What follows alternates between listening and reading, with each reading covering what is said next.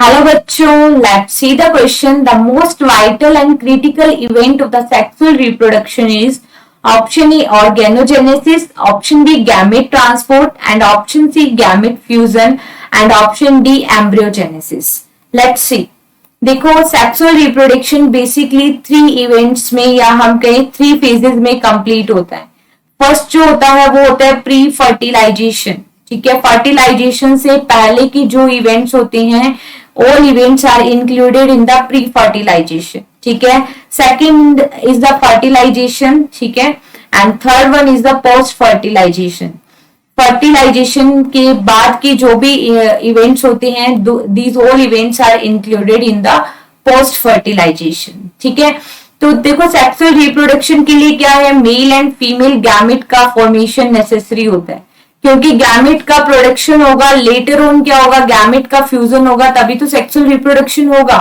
तो देखो pre fertilisation, fertilisation से पहले क्या नेसेसरी होगा, गैमेट का प्रोडक्शन होना। तो गैमेट के प्रोडक्शन को कहते हैं गैमेटोजेनेसिस। जैसे ही मेल एंड फीमेल गैमेट बन गए तो उनका क्या होना चाहिए, ट्रांसफर होना चाहिए, गैमेट ट्रांसफर होगा। गैमेट ट्रांसफर होने के बाद क्या होता है, फ्यूजन ऑफ गैमेट होता है। तो फ्यूजन ऑफ गैमेट की प्रोसेस को हम क्या कहते हैं, फर्टिलाइजेशन। ठीक है, fusion of gamete is called fertilization. Later on fusion of gamete से क्या बनेगा, जाइगोट बनेगा, और जाइगोट का फर्दर क्या होता है, डेवलपमेंट होता है, और जाइगोट से बनता है एम्ब्रियो। इस प्रोसेस को कहते हैं एम्ब्रियोजेनेसिस।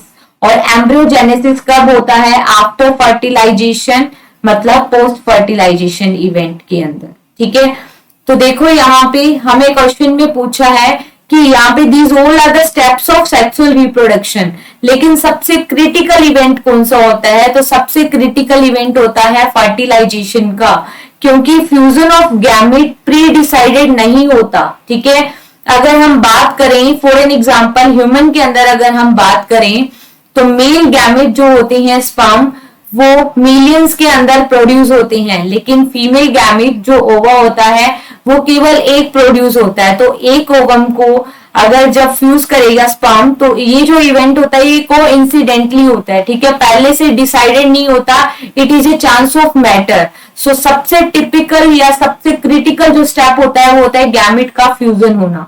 सो करेक्ट आंसर क्या होगा, option C gamete fusion. Option A में गिवन है organogenesis.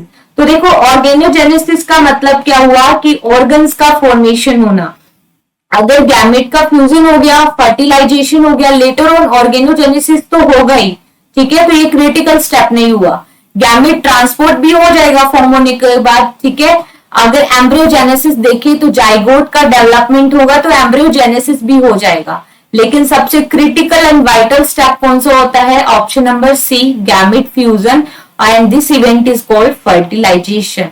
So here correct answer is option C. Best of luck.